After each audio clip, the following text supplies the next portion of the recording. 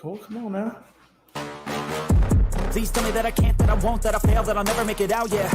Please tell me all the bad, never good, fill my head full of every single doubt, yeah. Please say any negative thoughts, I pop off when I hear people say I cannot. I get off to the thought of proving everyone wrong, I won't stop to the top, so you better back off and get lost. I'ma stay loud, stay proud, never running out, never heading south. I'll be spreading out, call it word of mouth, can't put me down, I'll be getting loud. You can have it doubts, not what I'm about, have your f***ing cloud, it be raining now. I keep making sound, go another round, I'm legend bound, can't stop me now.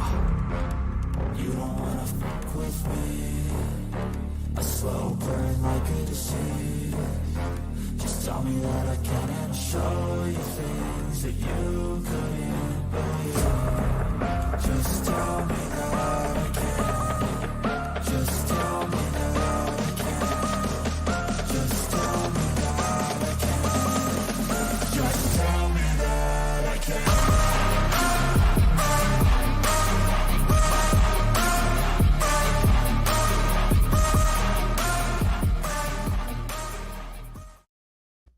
What is up, everybody? Man, what a time to be alive. Man, I know all you guys got to be out there rushing around for Christmas because God knows I am. I literally came in right at the last second to get this show started on time. And as you can see, we're still a couple minutes late. But Logan, I don't know about you, man, but how's your Christmas shopping going? Because mine has been crazy. Jay, I got everything done. All of my Christmas shopping has been done as of Monday. Everything came in through various online websites that I will not give out. And yeah, I got everything in, and now I just got to, most importantly, wrap. And by wrap, I mean put them in some bags and put some tissue over top of it, and we're good. Jeez Louise, man. Y'all are you make me look bad, man. What about you, Chris? You got all your Christmas shopping done? Chris like, oh, what? Listen, my son's old. He don't do that shit no more. I bought the few things I had to buy, but Yeah. I mean, yeah, my son's grown, and so I mean, it ain't as big a deal as it used to be. Oh, man, ain't nothing a big deal like it used to be. Holy crap, man. Yeah, what a time to be cool, alive, man. All the family will be over Saturday. That'll be cool for a little while. Then other than that, it's supposed to be like negative 35 here on Saturday, so we're gonna be in the house watching football. So I don't know what happened, Logan. Just tracking, man. But right now we're going out to you tonight over live TV. We're going out over Unscripted's YouTube, which, by the way, you can do a YouTube. I mean, you can do Unscripted followed by the show date if you want to find us there. And we're on Twitter tonight. But for some reason, ASAP, I don't know if they didn't pay the bill or what, but they only cut us down to 3 spots to go out on. After the show, we're not on air. I'll fill you in on that. Okay. Yeah. Sounds good, Chris. I'm sure there's some backward gate crap. Jay, it's all good. The Christmas bonus just didn't kick in yet. They're still waiting for it to come in the mail. Man, listen. So tonight, listen, you're getting the bare bones. But you know what? The bare bones is going to come through tonight, baby. We're going to wait for the first of the month. There we go. Yeah, wait until the new year.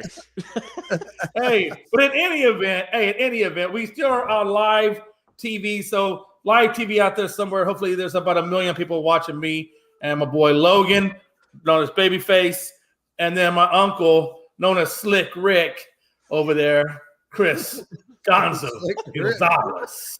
Where'd Slick Rick come from? Okay. Hey, listen. We have to do monikers for 23. Come on now. Hey, listen. Every other day, I'm giving people different nicknames. Logan, I'll change yours. I've been calling you Babyface for a hot minute now, so I will update it and get you rotating. I will get you a more appropriate. You know what? Tonight, ladies and gentlemen, tonight, I am no longer Jay McLovin. I am Kenny freaking Powers. Oh, there we go. And my boy down below is Stevie. No, I don't want to be Stevie. Come on. Oh, no, you're Stevie tonight. Hey, I got to be Stevie. Okay. Another night. Hey, listen, on Tuesday's show, you can be something else. But for tonight, since this is our last show before Christmas, you are my Stevie. What a time to be alive. What a time to be alive. And when you talk tonight, Logan, I want you to talk in the voice of Stevie. Oh, I can't do that the whole show. Come on. Oh, my God. I need you to get in character. Now, listen, hey, folks. All right, man. But for real, we're going to kick this party off. And here we go. Logan, give me the next slide. All right, Jay. As you know, we got, of course, breaking news, and I got something a little special here for you, a little Christmas gift for our breaking news fans out here. Yeah. Hey, love it. I love it. I love it. We're getting official in this thing. Breaking news. All right, Jay. What do you got for breaking news? Yeah, so breaking news. By the way, that was good. Good thing you'll get a pay raise next week. Oh, sweet. Hey, look, let's talk real quick. Because a lot of people I haven't heard talking about it, but we're going to talk about it. Ashibia, I hope I say his name right. Ashibia has bought the Suns. So Sarver has finally decided to sell, or not decided, but he finally got somebody who could afford it, and he got $4 billion. Now that's the richest there is out there. So $4 billion is a large. Now, can you imagine how much the Lakers? If the Suns are worth $4 billion, how much are the Lakers worth? I mean, they got to be like 10, 11 billion. I don't know. I'm throwing a fictitious number out there, but if the Suns are $4 billion, I'm just saying, what a time to be alive, man. No, but again, so they bought it for $1 billion. If you don't know who Ishibia is, he's the billionaire mortgage lender. So all them home loans that are out there, yeah, you're paying for it. He should, because he is good friends with Adam Silver. He's good friends with some of the ownership people out there. So he should get his vote of approval from the Board of Governors very, very quickly. But yeah, man, geez, Luis. So he got 50% of the company, or he got a little bit above 50%. He also got some of the minority stakes. And of course, we're talking about both the Suns and the Mercury. And if you know anything about this man, Ishibia, I did not know this, but he was part of the Spartans 2000 national championship team. So, and he was a walk-on at Michigan State to boot. So he does have some, basketball knowledge. So it should be interesting to see where this team goes from there. So say you do have a new ownership that does have at least some bit of basketball acumen. Gonzo, man, what do you think about Ishibia buying the Suns? I think it's ridiculous that there's basketball teams worth $4 billion. Yeah, you're not kidding. You ain't kidding, brother. Yeah. Where's all this money come from? Preach. No, what's crazy to me is the fact that the payroll of the Mets this year. Oh my God. It's about three. This sale is about 3.5 times that. So imagine that. Yeah. For what we're paying for these players, you're basically buying a franchise. It's crazy. Hey, all that just for second place, Jay. I'm just saying. But no, I think it's a good thing. Like you said, yeah, he does have some basketball background, but I mean, I don't know. Just on the unscripted. But and by the way, that was actually. Hey, that was Dad wondering why he couldn't find the show. Yeah. He saw you guys live. I was like, he said, where we at? No, I actually went wrong. You know what? We'll finish off with Ishibia since we started talking about it. I don't know how much it matters that he has a basketball background, because I mean, how much did the owner have at least everyday stuff? But I mean, it has to help. It can't hurt. I would think he would know a little bit more than someone who is completely out of the loop. You know what I mean? I think he'll be a little bit more involved. I did hear. I would absolutely think he'd be a little bit more involved. I can't imagine he didn't play the game at a high level. I mean, some people complaining because he didn't have. There was no minorities in to have any stake in it.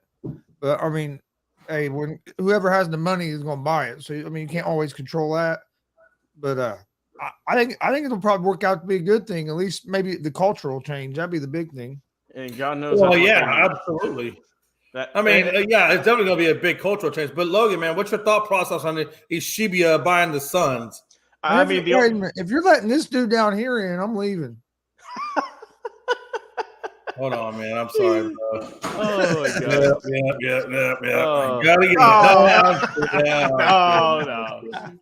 Oh man, we can't let. Hey, Jonathan, he take time. Look at that. You can still see that daylight coming through his damn window. Oh yeah, dude. It's like 60 degrees where he's at. It's snowing. It's snowing there. It's gonna be freezing cold here for me and Jay tomorrow in Georgia. Bro, I'm looking over here and I see like midnight and cold, and he's got sunshine and warm. That's why I like California. Jonathan's got the suntan lotion somewhere over there. Jeez. Well, it's what, like 4 What's o'clock, up, fellas? Yeah, let's say it's 4:00. That's all right. Hey, that just means he's more likely to get skin cancer than the rest of us. Oh my It's God. all good. No Anyways, worries. get back on topic here, Jay. I mean, the only way he can go is up. Sarver was just, we learned he was not a good dude. And God knows they need a culture change. So, credit to Ishiba. He spent, God knows, a lot of money on that team. And hopefully he can bring some results sooner rather than later. But, I mean, so far he seemed like he was a well-fit candidate. Like you said, he did play at Michigan State back in the day. And I think he'll be a little bit more hands-on than maybe some other owners in the league who aren't, who didn't have previous basketball experience at college or even higher levels. So I think it'll be a good turnout, hopefully. And for Suns fans, maybe they can try and get a championship out of it. Who knows? Jonathan, we are giving people, I am giving people new nicknames on the show. So for today's show, it changed, it revolves. It's never the same. But for today, you will be henceforth known as Sunshine. I thought that was Trevor Lawrence. I like it. Not today. It's California sunshine over There we there. go. I'm calling him Sunshine. Hey, it was either that or melanoma. And I didn't think you wanted to be known as skin cancer. So, Oh, my God, Jay. so I had to give you Sunshine. It's beautiful out here, isn't it? It's nice, huh? It is, man. That must be nice. Oh, he didn't go live on the Unscripted Facebook. That must be nice there. Uh, We got some more production errors, Chris. Hey, we're on 3 spots. That's it. Until we got 3, and we're working with them, brother. Hey, all I know is what a time to go to 3. That's all I'm saying. Oh, God. Jonathan, sell of the Suns, man. Ishibia. What are we looking like? Well, it's definitely going to bring a culture change to the Phoenix Suns. Hey, it's new ownership. Let's see what he brings to this team now. Definitely when a new owner comes in, sometimes the new owner doesn't want to inherit what he has. Sometimes he wants to bring in his own people, but I doubt that would be the situation because Monty Williams has done a great job coaching the team. Oh, absolutely. General manager that's in place, he's a good general manager. So he's going to stick with what he has for now. And the Phoenix Suns are a winning team. They're a winning ball club. They're a good team. It's already a good culture, but this guy's going to come in, make some changes. Every owner makes changes, right? And the future is bright for the Phoenix Suns. Absolutely. The guy has a lot of money. Let's see if the guy is willing to spend. And let's see if he goes the Steve Conan route. Let's see if he's willing to go crazy and mad spend a lot of money to continue to keep the Suns team relevant and looking as good as they have in the past few years. Yeah, and I don't think it's going to be a problem for them either. I mean, that team is playing so well. They got all the components that it should be a pretty easy transition for him to take over. Just go with what they currently have. It seems to be working. Quick. So Franco Harris, we're going to talk about a little Franco today. Franco Harris actually caught the Immaculate Conception just a little bit after I was born. I think maybe a month or so after I was born. So that just tells you how far the Immaculate Conception goes back, right? He got it in 72. That's when he won. So yeah, man, it was at the AFC Showdown 1972, and Jay was born September 72. So what a time to be alive, man. But Jay, that's your best quote of the year. You ended that one on a bang. You killed Chris, by the way. That's top notch, Jay. I gotta give you that one. Oh God. No, but hey, listen, man. Look, the guy, honestly, he's amazing football player. Played what? I think he played like the 70. What 70? I mean, he got 4. It was 4. He got 4 rings in the 70s. Mm-hmm. So that tells you how good that dynasty was with Terry Bradshaw. But again, he passed away at 72, which is really interesting. He died, or he was born in 1972.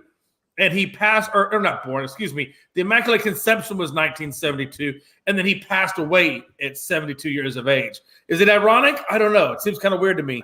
But yeah, man, what a time to be alive. Gonzo?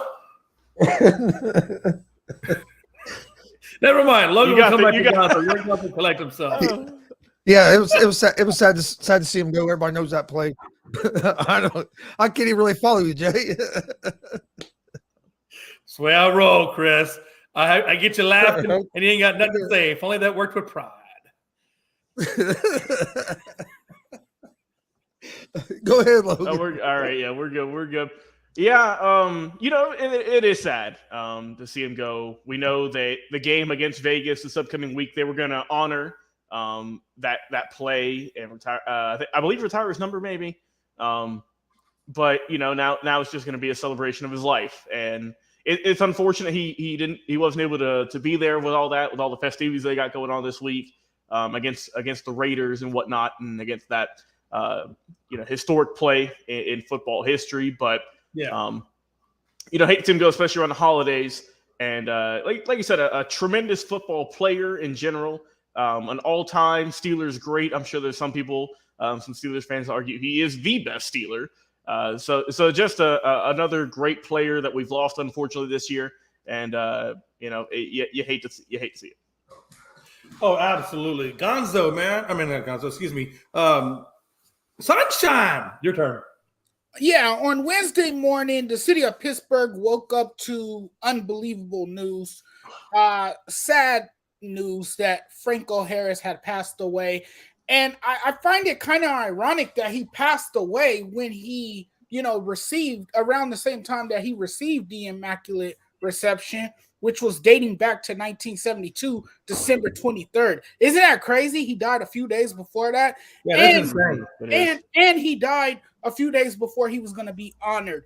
Now, as Logan pointed out, it will be a day to celebrate his life, to remember his legacy, in which they will on, I believe it's Christmas Eve when the Steelers play the Raiders. It's going to be an emotional sight. It's going to be poignant.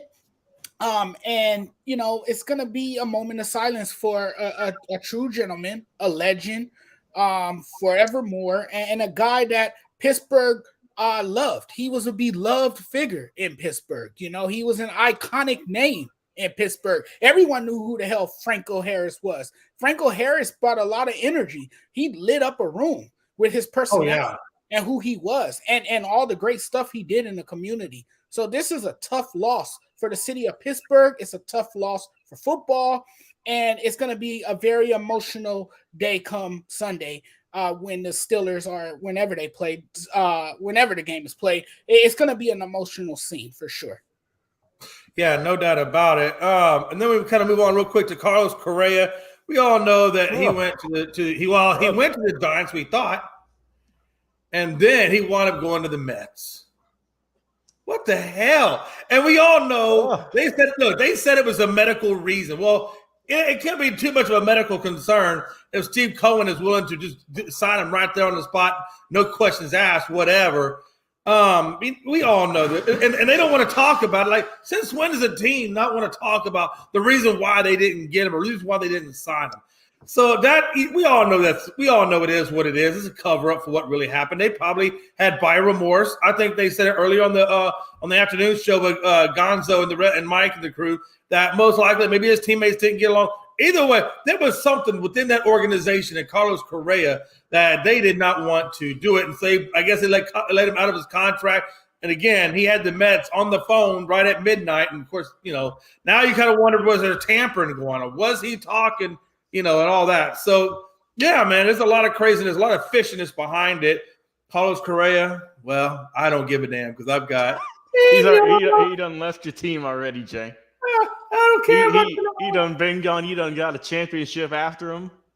That's old news. Isn't that just crazy that we got the season he leaves, we get a championship ring. What a time to be alive, Logan. Or Gonzo, I'm sorry. Yeah, I think the Giants got cold feet and decided they didn't want to do it and just needed a way out and used a medical reason on a physical from like 9 years ago.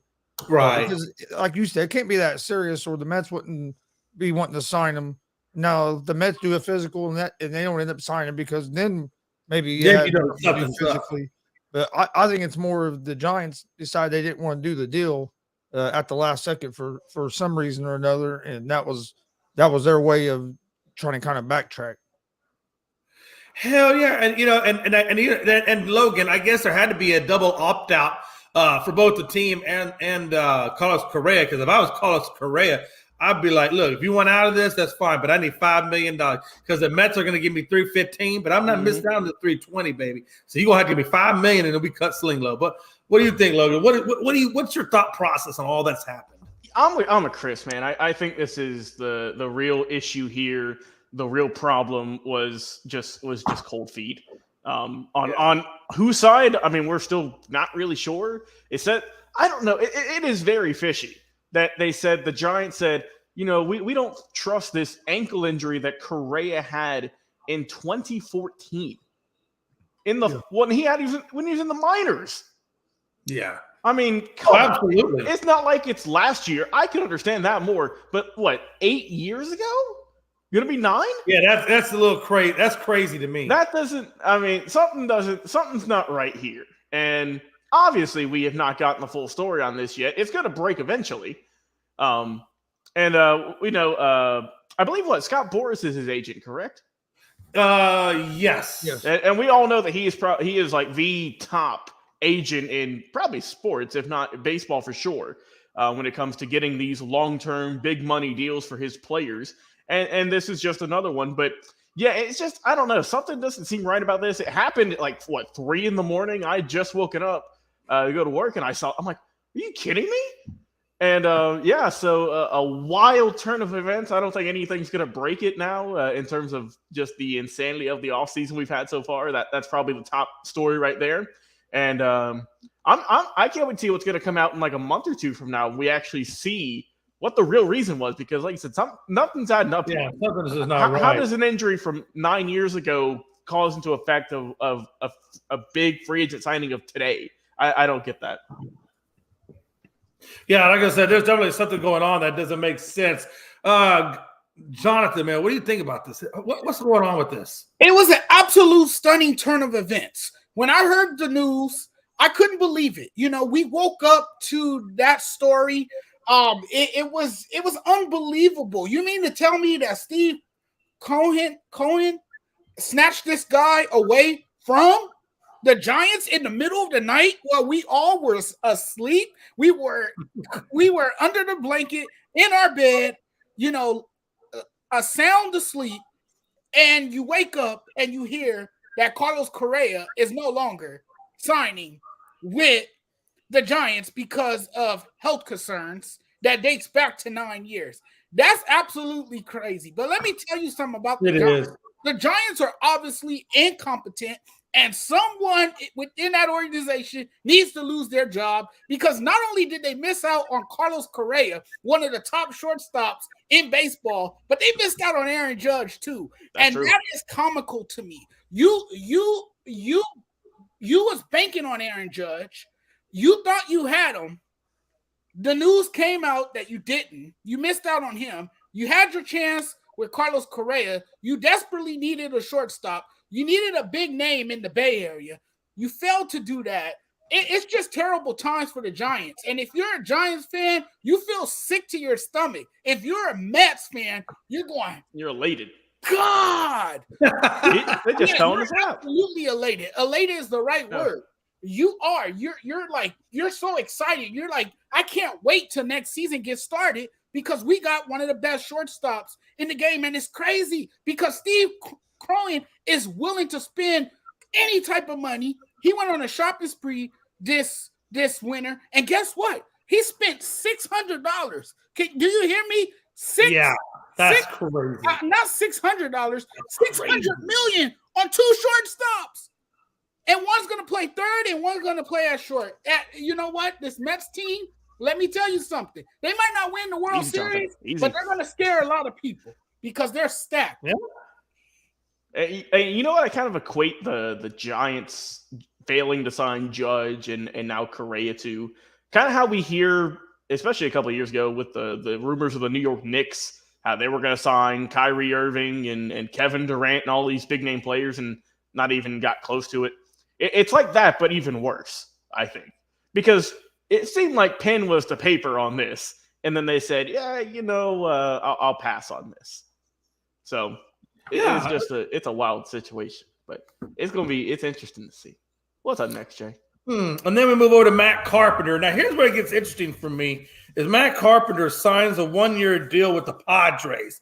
And my question now is, the Padres are kind of stacking up. Matt Carpenter, when he is healthy in the regular season, I mean, that guy can go off. They leave. He leaves the Yankees. He comes over to the Padres. Now, are we starting to see maybe like how much can the Padres? Because you got to imagine it's got to be the Padres and Mets. I mean, and I guess you could probably throw in the Phillies too. I think those are really the only 3 teams that are going to matter in the National League. But who do you think is, if you had to rate it 1, 2, and 3 in the National League, where would y'all rate that, Gonzo? Rate the teams? Yeah, like would you have the Padres over the Mets, or just rank those 3 teams in order? Like, how would you rank those? I'm probably going to go. I'd probably go with the I'm gonna go with the Mets, then probably the Padres. Just because I want the Mets last year, even though they let me down last year. But with them loading up like they are, and if they're I think it's just gonna be staying healthy. I think that's why I heard them this year more toward the end of the season with DeGrom and some of the other guys, Scherzer and some of the other guys being hurt. If they can be healthy, I think the Mets are going to have a great year. Absolutely. Logan, how would you rank your 3? Yeah, I would go the same way. Just looking at the team on paper, you got to go with the Mets first. As much money as they've spent and as good as they look, you got to put them first. Second, I'm going to go with the Padres. They've also made some good additions, like you mentioned with Carpenter, who's a really good utility player. He can play wherever you need him to. And like you said, when he's healthy, I mean, we saw what he did with the Yankees last year. He beat the cover off the ball after not being in the league for a couple of years. So it proved he can still hit. Plus Tatis is coming back, and I mean, they have a solid team there. And then I think I got to put the Phillies at 3rd. It's not like they haven't done anything, but in terms of the other 2 teams we're comparing them to, I understand they got to the World Series last year, but I don't know if it can be sustained or if that was just a 1-year miracle run. We'll have to see. Plus, like you said, they haven't made the biggest additions in free agency. They made a couple moves, don't get me wrong, but compared to the other 2 teams, not in comparison. Yeah, I would agree with what you're saying. Jonathan, man. Matt, I mean, not the Matt. Carpenter, Padres, where are you putting them? Where am I ranking the Padres? Mm-hmm. I'll say Mets. I'll say Mets first because the Mets, they did spend a lot of money this winter. And, Steve Cohen has made it real clear he doesn't want to be disappointed. So I'll put the Mets first. Second, I'm going to go with the Phillies because I like what they did this offseason. Remember, they got to the World Series last year. Right. That was a surprise to many. No one expected them to get to the World Series. They overachieved. Now they added some key pieces to their team, and I think they can, I think it's fair to say that they rank 2nd. And then the Padres 3rd, of course, with the addition of Matt Carpenter, who's a veteran piece that you add to your roster. He's a very versatile player. This is a guy who rescued his career from oblivion and made a comeback, and you can use him as a designated hitter, a first baseman. He could play outfield corners. You could put him just about anywhere. So the Padres 3rd for me, the Phillies 2nd, and the Mets 1st. And the crazy thing, too, just kind of go off that, Jonathan, this is a 3-team race in terms of shortstops. I mean, the Phillies, they got Trey Turner, right? The Padres, they got Bogarts. And the Mets, now they got Correa, even though I know he's playing 3rd, but still. I mean, you got 3 really good middle infield guys for all 3 of those teams. And it's going to be interesting to see how they stack up. I don't know. I mean, Jonathan, I know you're a Dodgers fan, but how do you think the Padres are going to just stack up against you this year? I know the Dodgers haven't made the most moves compared to previous years, obviously, but I mean, obviously, you got to think they're the biggest threat in your division. Yes, I think the Padres are the biggest threat in our division. Last year, the Padres won 89 games. They pulled off one of the biggest upsets against the Dodgers. And I think they got a better feel for the Dodgers coming into next season. They're more stacked than the Dodgers. They spent more money. They're more convincing. They obviously are not afraid of the Dodgers. So I think the Padres coming into next season are the favorites to win the division. I like the money that they spent. I like AJ Pillars. If I said his name correctly, the general manager. I like his aggressiveness. and the money that he has spent. And you got to look at their left field. That left field is nasty, especially when they get Fernando Tatis Jr. back. You got Juan Soto, who has owned the Dodgers throughout the course of his career. He's in that division for a full season now. And the Dodgers, they just look completely different. They lost more than they gained this winter. Wild to say. And the pitching to me is a question mark. We don't know what Day is going to look like. We don't know what Walker Buehler is going to look like. These guys are returning from injury. Clayton Kershaw is older now. I think when you look on paper, the Padres to me have a more solid starting rotation than what the Dodgers do right now. The Dodgers, there's a lot of questions. There's a lot of holes to fill. You don't have a legitimate everyday shortstop after Trey Turner walked in free agency. That's true. So I mean, this is a different look now for the Dodgers. You still have questions in the outfield after Cody Bellinger walked. You missed out on Aaron Judge. You didn't make a run for him. You didn't address some needs in the bullpen.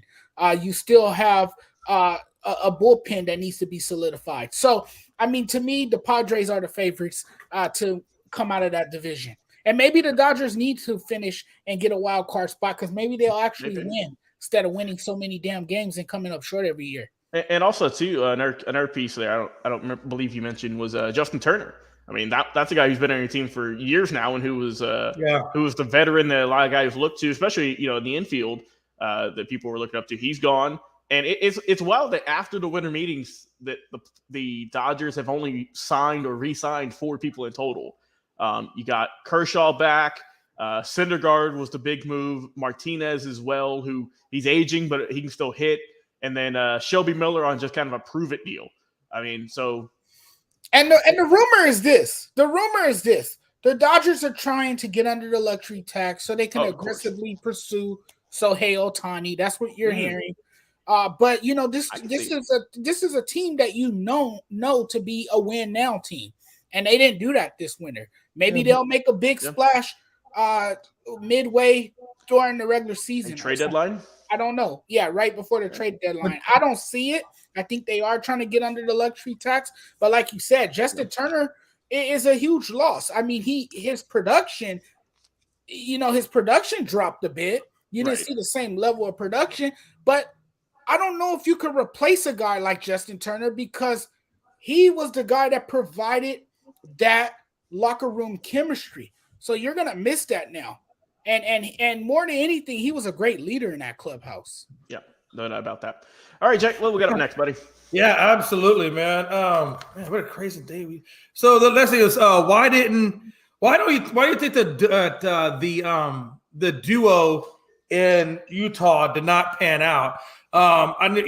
Mitchell came out and basically said, "Hey, it's not that we didn't work out. It's just basketball related. They don't work out. They're good friends, not good friends, but they're friends, associates, whatever. Their relationship's okay." But he said at the end of the day, man, it was a lot of they both wanted to win, but they had different ways of doing it. And I just don't think that those two ever could right the ship or get on the right track, right frame of mind, however you want to frame it. Because you see Donovan Mitchell went to freaking Cleveland and they're just exploded. But Gonzo, why did the duo work out, man? I think there was something personal. There was something personally there. I know Mitchell was kind of taking the high road and not really mentioning it, but there has to be because on the court when they were both at the top of their game. I mean, the Jazz was a good team, but really it all started right. It seemed like it started right there when COVID started and Gobert kind of mocked it and then ended up with COVID. And Mitchell got it, and then the whole league shut down. And it seemed like from that point on, them two can never see eye to eye again. Yeah, that's a good point, Logan. We know one thing for sure, right? That we know that Donovan Mitchell blames Gobert for giving him COVID, and then the fact that he was taking his hands and he was putting his hands all over the microphone at that press conference couldn't have made him feel any better. But what do you think, man? Yeah, it seemed like just from kind of reports that have kind of been coming out. Really, ever since they split up with different teams, that's kind of what maybe started all this. Is just whenever he did that, Mitchell did he thought it was kind of distasteful, and like you mentioned, they both ended up getting COVID and whatnot, and also just kind of their shortfallings on the court of never really. I don't even believe they got to a Western Conference final with those two guys. And I mean, don't get me wrong, when they were together, they were a great team. They were a great tandem. One of the best tandems that Utah's had up there. With Stockton and Malone, of course, you got to throw them up there. But I mean, they just weren't able to get over that hump. And now they're both on their respective teams doing their thing now. Obviously, with Mitchell doing a little bit better for the time being in Cleveland, and Gobert still trying to figure out his ways in Minnesota. But I mean, it was always a team that you knew was more than likely going to make the playoffs and could potentially be a team to upset a high-ranked team, or at least give them a run for their money. But they just you never really looked at the Jazz and thought, this is a team that could win the championship, honestly. And that, I don't know if I could put that on both those two guys or the pieces around them. But it just didn't work out. They had some good success. It's not like they sucked, but they just were not able to get further in the playoffs than any of them wanted. Absolutely. Jonathan, man, I can't wait to hear what you're going to say. It's got to be all that COVID stuff that started this, but what is your feel on it? Yeah, I think their relationship began to turn sour at the onset of the COVID pandemic. I think that's when you saw that the relationship was kind of fragile and a bit beyond repair, you can say. And those two just never saw eye to eye. They were a great tandem for the time being. They would get to the playoffs. But you got to look at it too. Donovan Mitchell is a different player than what Rudy Gobert is. Rudy Gobert is more emotional. He's more. He wants to be the guy that's noticed, while Mitchell just wants to be more the guy that produces at such a high level and carry the team on his back. He's very humble in a sense as well. I think Donovan Mitchell and Rudy Gobert just outgrew each other. And sometimes that happens. You see players, they just outgrow each other. It's just no longer a great tandem that can't work together. And sometimes things just don't work out. And you see that it's not compatible. And you decide that it's time to move on. It's time to go in a different direction. But I think where there was a difference in their relationship was when COVID hit, obviously. And Rudy Gobert, he joked about it. And I don't think Mitchell took too kindly to that. And he was responsible for infecting Mitchell. And Mitchell, was upset about that. He wasn't too happy about it. And after that, I think that's when the fallout happened. And you see Mitchell, man, he looks like a different player in Cleveland. Oh, yeah. He looks like he's been born again. Yeah, it looks like he has been born again. And we're seeing the rebirth of Donovan Mitchell. But it's crazy how things fell apart in Utah. You would have liked to see those guys stay together and possibly put more role players around them. And there's no telling where Utah would be if that had happened. But it didn't come to that, and things didn't come to fruition. They both have a change of scenery now. They're both on different teams and doing their thing elsewhere. But Gobert was infamously the first player that tested positive. He shut down the entire NBA. So that could have, kind of distant them as well, where they became there was a disconnect there. So it could be a number of reasons why there's a disconnect and why those two didn't work out. But it's a real shame because they could have done some damage in the Western Conference had they worked things out. Yeah, that's the way it's always be. Is like, when you have that personal beef, it messes up the chemistry on the court. Right. I mean, let's not forget they were a 1 seed, I believe, in the 2020-21 season last year, or even the year prior. I forget which one. But I mean, they were the top seed in the West, and they got knocked out by let me see here. Yeah, they got knocked out by the Clippers in the semis. So yeah, I mean that was their best shot right there, and just never able to get back to it. Hey, real quick, speaking of, since we're talking about people in shots and just haven't been able to get there, are these damn Knicks for real? Jesus. I don't know I know they're playing, I think, tonight, or at least they played today, but I don't know how they're going to fare. But I know that as of, I believe it was December 20th, they were on an 8-game winning streak, and I don't know if that winning streak, I haven't checked it yet to see if it's come to an end. They got beat They got beat last night. Did they lose last night? Okay, so Yes. but 8-1. Hey, 8-1 out of your last 9 games is pretty good. So I'll take that every day of the week. But again, they started out at they're currently number 11 in the power rankings in the NBA, and they're number 6 in the East. But guys, these guys are only 4.5 games behind the Bucks. They might be 5 games now, but they're very much within striking distance of first place. Do you think that they can get there? I know that they destroyed the crap out of Golden State. What was it, 132-94? And they shot 40. They got 47 rebounds to Golden State's 26. And I thought that was a pretty damn impressive game. They were shooting incredible beyond that 3 mark, and they were just destroying Golden State. So I'm gonna say they're for real. I think they are for real. How much for real? I guess we're gonna find out in the next month and a half. But I think these guys are for real. Gonzo? I think it's too early to say that they're for real, or if they're not for real. I think it's still early in the season. Yeah, they're 6th in the East, but Indiana Pacers are 9th, and they're only 2 games back behind the Knicks. You have a big group of teams right there that are all competing. I do like the way the Knicks have been. Like you said, they did have a great week or so with winning the 8 games in a row. They win against Golden State. It's impressive, but it wasn't as impressive either because Golden State didn't have anybody playing either. They didn't have Curry, Thompson, Wiggins, or basically hardly any of the starters really playing right now. I think it's a little too early to call them that they're for real, just because I'm not sold that Brunson can be the guy the whole season. I want to see if he can handle that pressure of being like the number 1 guy. Where in Dallas he was more. Well, when he was the number 2 to Luka. Where on this team it's more his team, and we'll see if he'll be able to sustain that for the whole season. Yeah, absolutely. Babyface. Yeah, the Knicks are like I said, they were off to a hot start, and unfortunately, Pascal Siakam dropped, I think, 52 on their head last night. Just not much can't stop that, really, man. Whenever you're shooting that good, it's a tough one to lose. But hey, it happens to all of us. It happens to all of our teams. And like I said, the Knicks, they're like Gonzo said, they're bunched up right now with a bunch of teams in the East. But they are playing better as of late, with Julius Randle having a nice comeback season after just absolutely stinking up the joint last year. That's and true.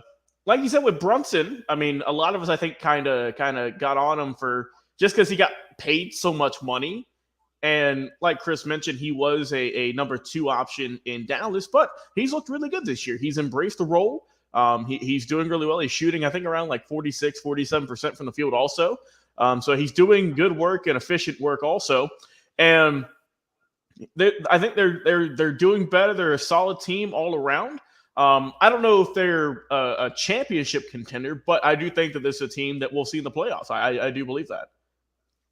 Yeah, And also, absolutely. real quick, I think we're going to see the Indiana Pacers in the playoffs this year. I'm about to say, oh yeah, hey, there you go. Yeah, so we're gonna now get into the actual day. Oh, by the way, I will tell you this though. The one thing I think makes the Knicks really, really amazing is their bench. Like their bench is really, really. Yeah, I like Quickly is a good player. I like him. Yeah, like they have a really good bench, man. But Logan, let's get into football, man. Should be the next slide up, baby. There we go. Okay, thank you. I don't know. Are y'all seeing it? Because I'm not seeing it on my end, but are y'all seeing it on your end? No, I'm seeing it on my end. Okay, then never mind. Then maybe it's just my thing. Whatever. We're gonna roll. I'm not seeing it, but That's weird. Don't you love technology?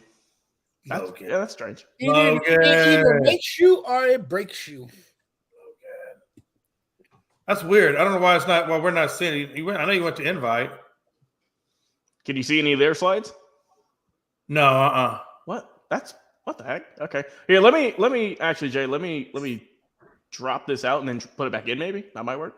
Yeah, that might work. That's strange. Hey, while he pulls up the slide, man, I'm just gonna get into the first one. Hey, so the power rankings are this. The last power rankings I've seen was this. Eagles are at 1, Bengals are at 2, 49ers at 3, Bills are at 4, Chiefs are at 5, Cowboys are at 6, Vikings are at 7, Chargers at 8, Dolphins at 9, and Ravens at 10. I'm okay with the first one, and I'm even kind of okay with the second one. I think it's after the second one where it gets kind of iffy for me. I think I'm going to put the Chiefs over the Niners, and I think I got the Niners over the Bills. So that first 5 for me is kind of iffy, but how do you guys feel about that? The power rankings. I think I got this off of, if I'm not mistaken, I believe I got this off of Bleacher Report. But how do you feel about the power rankings in terms of that list versus what your list would be? And we'll just do the first 5 teams in that ranking, because after that it's just kind of whatever. Gonzo, how do you feel about it, man? First 5. I have the first 5. I'm going to surprise you here. I go 49ers, Ooh. Bengals, then I'll go Eagles, Chiefs, and Bills. Okay. Logan, what are your 5? Before I go, Jay, can you see the screen now? Are we good? Yeah, we're good. Okay, yeah. Sometimes that's how it works. If it doesn't work, just turn it off, turn it back on, or bring it down, put it back on. I'd fire you, but I don't pay you anything. So throw it on the ground a couple times, restart it. Yeah. See, there you go. Okay, 1 through 5. Let's see here. By the way, Jonathan, if you ever do that at ESPN, if you get a job there, they will fire you. If we mess up the graphics, we're done for. No, 1 through 5, I gotta go Eagles number uno right there. I'll go Bills 2, Chiefs 3. Oh, tough one here. I'll go Niners 4, and I'll go Bengals 5. Bengals been coming on hot lately. See, that's what I wanted to kind of figure out. I want to ask you your 5. I didn't really care about the rest. I didn't care about the rest of the power rankings. I was just really curious to see how far up y'all would put the Bengals. I think the Bengals have deserved the right to get the number 2 spot. I think it's going to be the 49ers and the Bengals in the Super Bowl. Ooh. That's a bold prediction right there. Man, I'm starting not to like Gonzo anymore. The fact that hey, if this happens, Jay, we're gonna mark it right here. Man, listen, 22nd, 7:50 show. Hey, I've been on the 49ers all season. No, he has. No, he has all the quarterback stuff going on. He has. I'm a testament to that. He has. All right. I'm going to give you some games. Getting hot like they did last year. They are. Hey, we're going to go through about 8 games, because there's 8 games I think they're really, really – this week is critical, man. If I had to give this week a name in the regular season, I would call it Fight for 7, or Fight for number 7, because there's a lot of teams in there that very easily over this week could be number 7 or number 8, depending on how it goes. Jags. We all know that Tennessee has lost their quarterback for the season. So now they're going to go to Malik Willis. So I don't think it's a matter of will they, but when they, and how will they fall down and let this Jags team climb in out of purgatory. I got the Jags this week getting the win over the Jets and making it happen. Gonzo. I got the Jags beating the Jets, but I don't think the Jags are going to make the playoffs. Because they're not going to win the AFC South. Titans are going to lose out. Jags are going to lose 2 of their last 3, and the Colts are going to win out, and the Colts are going to win the division. Oh, God. Hey, I already made that prediction earlier, Chris. Come on. I said that the Raiders weeks ago. The fact that he said that with a straight face was amazing. Seriously, I think Jacksonville's going to win that division. I think Tennessee's in trouble. They've already lost 4 in a row, and then now you lose your quarterback for the rest of the season. And last time we saw Malik Willis, he had trouble completing passes. So I think it's right there for the Jaguars to take. And we'll see there. And we'll see here in a little while if they can complete the first step in taking it. Logan, who you taking, babe? Oh yeah, for me, I gotta rock with I think the Jaguars tonight. This is a do or die game for Zach Wilson. Honestly, man. I mean, he looked pretty good last game, but I mean, you got to win this one for the Jets. You got to win this one to keep their hopes alive. And for Trevor Lawrence and crew, they got to win this one. And I think just to like Chris said, just kind of take that next step and getting some wiggle room out there in their division. But I'll go with I like the Jaguars better as a whole, so I got them winning tonight. And finally, Jonathan, who you taking, man? This was the hardest game to pick, and I can't believe this game is actually worth watching suddenly. Who would have said that all these weeks? Yeah. The Jaguars and the Jets. Right. The Jaguars and the Jets. Great. It's a great showcase between two of the most improved, fascinating squads of this season. And I like the way Jacksonville is playing of late. They're well coached. Doug Peterson, once again, has proven himself. He has installed a winning culture there. He has instilled confidence in those players. Trevor Lawrence is playing at the next level right now. He is balling out. Zach Wilson, I don't know what to make of him, but he's going to try to build on his performance against the Lions. But I still got to ride with Jacksonville. I just think Jacksonville is going to get that 7th win. They know what's at stake, and I think they get it done at home tonight. It's going to be a good game. Yeah, absolutely. And then on the flip side of that, though, I'm going to ask you a question. I'm going to give you a game, then I'm going to ask you a question. So the game is the Texans versus the Titans. Why this is in there? It's for the same reason why the Jags is there, because these guys are battling it out, right? And also, I wouldn't even have put this game in there had Tannehill been playing. But the fact that Malik is playing, to me, that alters that offense substantially. And the fact that Burks may or may not play because of concussion protocol – there's a lot of things there. I think this could be, in my opinion, I think the Texans could pull off the upset. But again, my running back is Henry, so I'm not going to say that because I'm not going to put no ill will on my running back. So I'm going to say Titans, but take that with a grain of salt. Gonzo, can the Houston Texans pull off the upset over the Titans tonight, or I should say tomorrow? They play Saturday. I think they could. I'm going to favor the Titans just because they're at home and because they have Derrick Henry. But I wouldn't be surprised if Houston was to win the game. Yeah. The only reason I would favor Tennessee is because they are at home. Logan. Yeah, give me the Titans in this one. It's hard to put money. It's hard to bet on a team that's only got one win on the season. It don't matter who they're playing, but I know Malik will have struggled a little bit earlier, but he might have a better game this week. He's had more time to prep for everything. So I think that, and Henry, I think I've been saying for weeks he's due for a big game. So, maybe this is the one to kind of get him out of the slump. So give me the Titans. And then Jonathan, upset, no upset. What are we looking at? Yeah, the Titans are going to run the football more. They're going to do more damage by moving the football on the ground. I think Henry is due for a great game, like Logan said, and I think he'll have a better all-around performance, despite the fact that the Texans are playing better football over the last past month or so. So, I got to ride with the Titans here. I think the Titans know that their backs are against the wall, that they're in a little bit of trouble now with Jacksonville right there. So Tennessee is going to be looking to get back in the wins column, and I think they do this week against the Texans. Although I wouldn't be surprised if the Texans did get the upset, but I think at the end of the day, the Titans are the team that you should pick to win that game. Absolutely. Hey, for the rest of these, we're just going to say team names. We got a couple other things to talk about. So just give me the name of the team. Seahawks, Chiefs. I'm going Chiefs, but there's a lot of implications for Seattle. Yeah. Gonzo. Chiefs. Give me Logan. KC. And then Jonathan. Give me KC. More complete.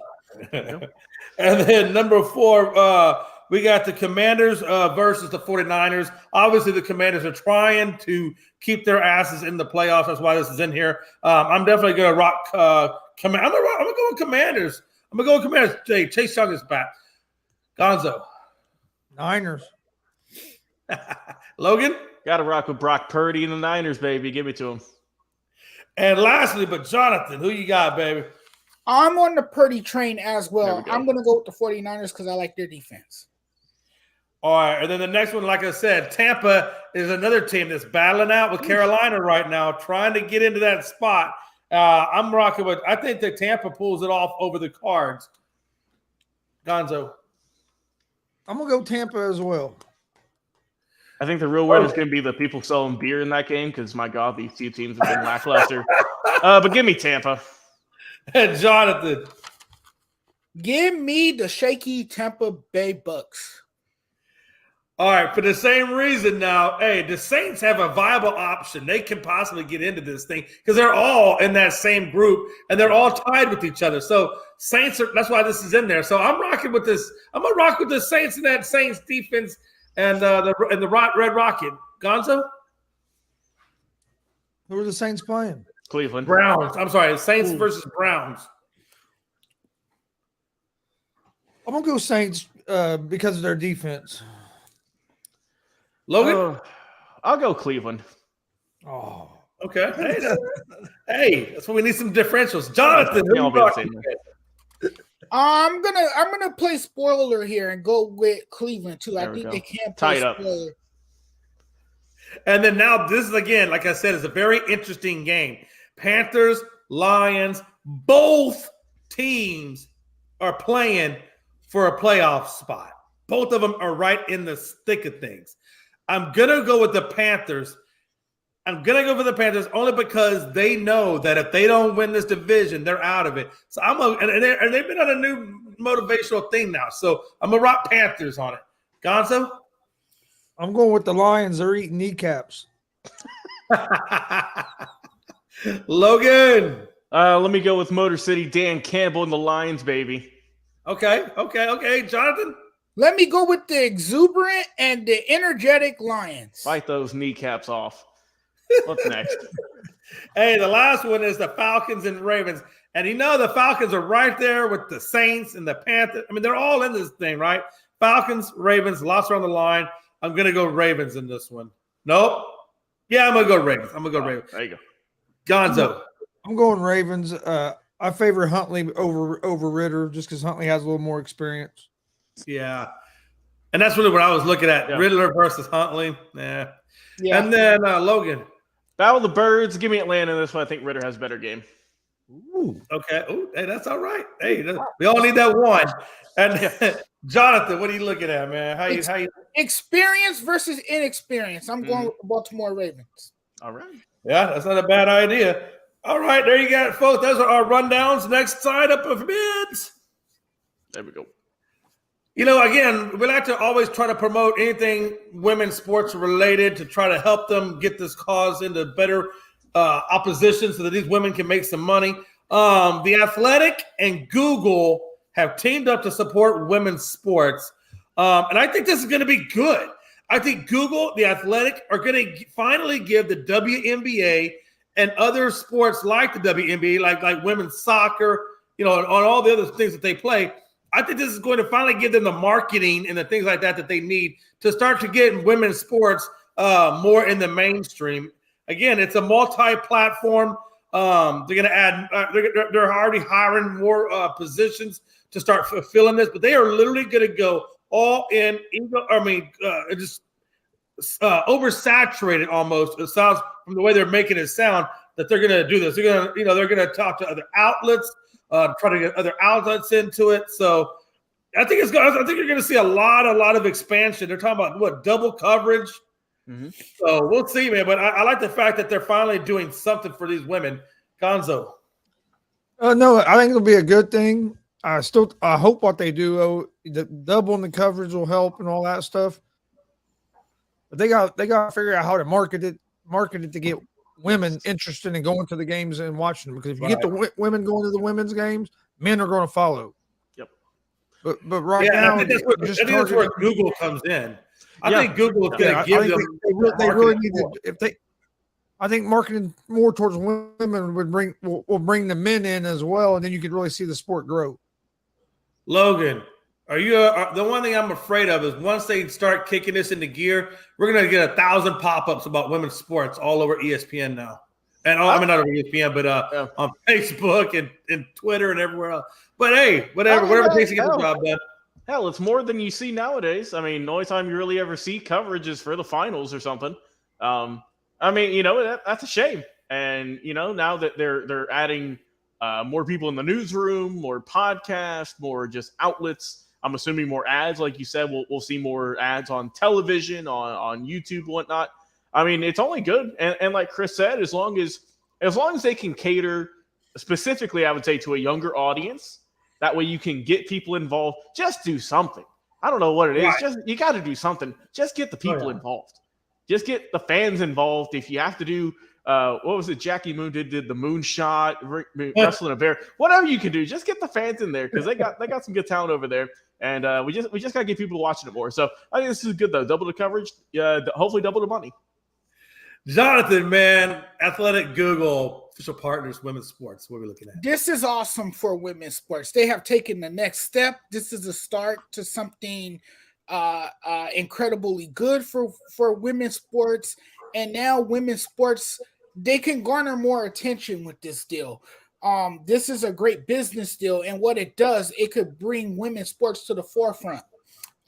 Something that women's sports has lacked for a very long time, not getting enough coverage. Now they're going to get the double coverage. So this is an expansion of coverage for women's sports. And hey, maybe it might do so well since they're branding and marketing. Now there will be more money to be made. And this can lead to something good for women athletes. They can see bigger paychecks, more money, equal opportunities, and equal pay. So I like this move. I think this is great. I think this is a huge step for women's sports. As you can see, I got a big smile on my face. Women's sports, they deserve equality just as much as the men do as well. So it's great. Yeah, I definitely agree with you on that. All right, folks. Westbrook. Let's talk Westbrook. Is he ever going to get traded, for the love of Christ? And, you think, well, he's playing good. He's playing. No, you know what? Did you know that right now he's shooting 40%? 40. If you look at all of Russell Westbrook's previous season, this is the lowest season he shot the ball. And you already know he's kind of not the best shooter. Last year, in 2021, he was at 44%. He was shooting 44% last season when we were crucifying him. And this season, he's shooting 40%, and we're not talking about it. Just say we're not talking about it, man. So, again, offseason was filled with a lot of trade rumors. Nothing flourished. And I guess since being the sixth man off the bench, he's given us 15, 8, and 7 in 28 minutes. And we're 11-2 with Westbrook. When Westbrook is on the bench. So I'm asking you guys, what are y'all thinking about this, man? Gonzo? I think the reason we're not talking about him as much this year, even though he's not shooting the ball as well, is because he's not turning the ball over as much as he did last year. Right. If you watch any of the Lakers games, them losing this year hasn't been because of Russell Westbrook. It's been other things. You have injuries and everything. I don't think he'll get traded. I think you'll see him move probably somewhere after the off season after this, because this year I think it was $47 million, and then yeah. So I don't know if he'll get traded this year, but I think he'll move on from the Lakers probably at the end of the season. Man, I tell you what, Logan, the Lakers they could do a lot of things with $47 million and keep this man. So they got to be begging to get rid of him. Yeah, like you said, he has. I know the shooting percentage is down, but also he's taking a few less shots. Also, and also, like you said, he's doing better things. He's not turning the ball over as more. He's averaging around, I think, 7 or 8 assists per game, which is really helping. And plus, with Davis out now, he's got to step up. If they want to get through this and LeBron's rough spot here, and LeBron too. So I mean, you really have no one else to go to on this team than him. So I mean, he's gonna have to carry the weight for a little bit, and I don't know. I mean, I feel like if he's gonna get traded, it would have happened by now. So I just don't think this will happen at this point, man. We've been talking about this for a year now. Yeah, absolutely, Jonathan.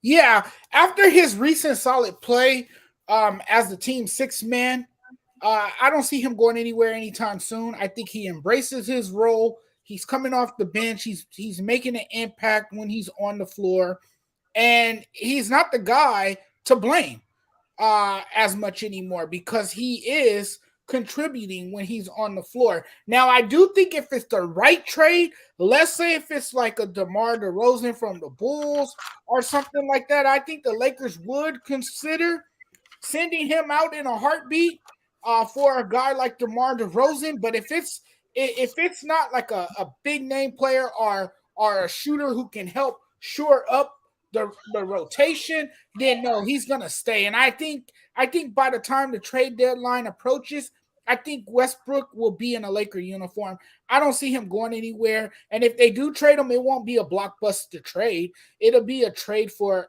a shooter that can kind of help the team in this time. But right now, no, I don't see any offers on the table. I think Westbrook is going to stay put. But I wouldn't be surprised at the same time if the Lakers are incredibly active as buyers at the trade deadline. Yeah, I agree with you, Logan. Flip us up 2 slides. Now we're going to talk a little Drake May, who just basically was offered 2 $5 million offers to transfer. And this is what I was talking about earlier. I think we talked about this in the afternoon show. Is that it seems like the NCAA football, or just NCAA in general, is starting to turn into just an alternate professional league. I have to leave in the morning. Yeah, with like an alternate professional league. I mean, because I think the transfer portal is just now, let's just be honest, it's free agency. There's a lot of backdoor deals going down in the transfer portal. And I think that's what makes it really difficult for some of these schools to hang on to their players without some type of formalized contract, basically making the player an employee rather than a student athlete. And I think that's almost what we're going to have to get to. If these students or if these schools want to hold on to their athletes, they really have to start putting contracts instead of, just giving them free tuition and say, okay, let's go.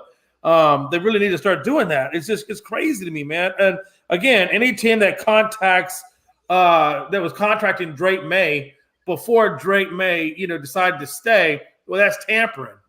And so, again, I think the NIL makes a difference, and they need to start enforcing the rules. So that they don't start enforcing the rules, according to Matt Brown, who accused a lot of schools with tampering on him, it's going to turn them into the Wild Wild West in terms of, everything goes. There's no rules. You can do whatever you want. The NIL is has turned college into professional athletes. Logan or Gonzo, I'm sorry. Oh yeah, I think the NIL is good, but they're going to have to put some kind of regulations on it. Yeah. I think the way we're heading now, I don't think it's going to be sustainable. Especially, with the transfer portals basically turned into free agency, and now you actually have coaches calling players that are already on other teams and offering them money to try to recruit them away. There's going to be some kind of regulations, but it's going to be interesting to see what happens here over the next couple of years, especially with the expansion of the playoffs coming up as well. Oh yeah, no doubt about it, Logan. Yeah, and this is kind of the thing we talked about whenever all this was first announced. Is it's great that these players are getting paid now, but now we're seeing stuff like this. Tampering within the league, where this guy supposedly, allegedly got offers of up to $5 million, if not more, which is insane. And also too, like Chris said, the transfer portal is just another version of free agency now. And there's already, I believe, over 1,000 players who have already put their hat in there. And this is just the first wave of it because, they also get another, I believe, 2 weeks in May after the spring semester ends. So that's just even more guys. And, we're seeing big names go in, obviously. Just two off the top of my head, Devin Leary, obviously Travis Hunter, #1 recruit. And a lot more, obviously, who are going around. And, it's just – you like to see it because you like to see these guys get paid, but also they got to do something to regulate this because I don't want to see super teams in college done this way at least. I understand if you recruit right and everything like that, that's one thing, but I don't want to see teams go down this route of, hey, we can offer you the most NIL money. Why don't you come over here? I don't want to see that. If they don't regulate it, it's going to turn into basically another professional league. Yeah. And this is going to be a football thing that's not even basically connected to colleges anymore. Yeah, and that was the kind of the big thing of college football is, these are schools. These are universities. And also, again, like I was saying earlier, it almost, they were already sitting out bowl games, you know, for the draft. like and notable players, like big time players were already sitting out bowl games, you know, because they didn't want to get hurt because they're getting ready to go to the draft. And now that you got NIL in there, that's just going to, and especially if it gets, like you said, to 20, 30 million, $40 million contract, these kids, they might not even play their damn junior year. They might as well play 2 years and say, yo, coach, man, I got enough game tape. I'm just going to do my college. I'll go. These kids aren't going to need to. These kids aren't even going to need to try to go play pro anymore. They can make enough money in college to be set in college. Good.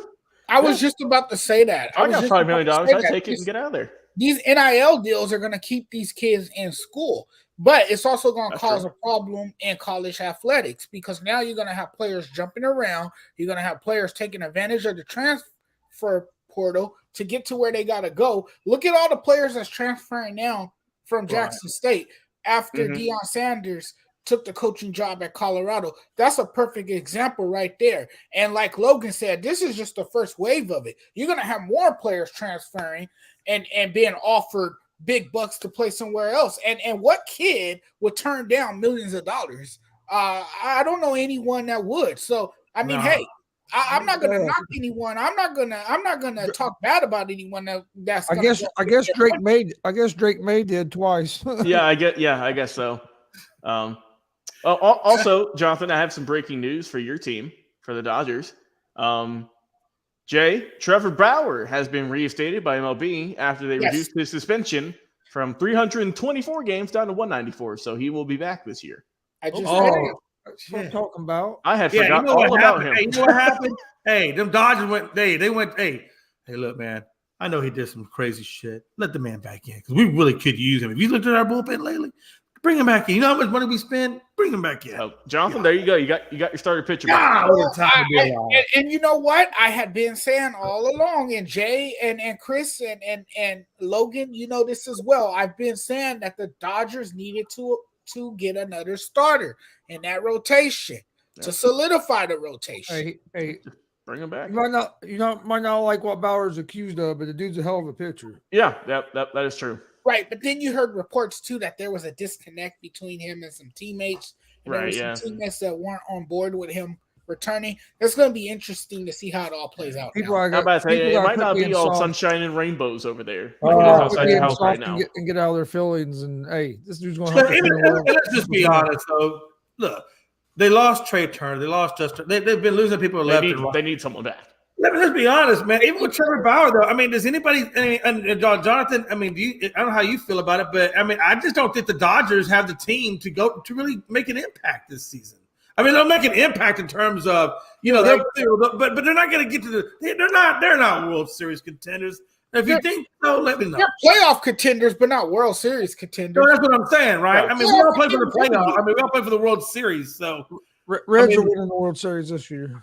That's right. You did make a big time move signing some guy to like what, $7 million? Look, I will say this: the Cubs have gotten better. We brought back Kurt Casale. Kurt Casale as a catcher. Why couldn't we went and got Tucker Barnhart and brought him back if we was going to bring back it? Yes.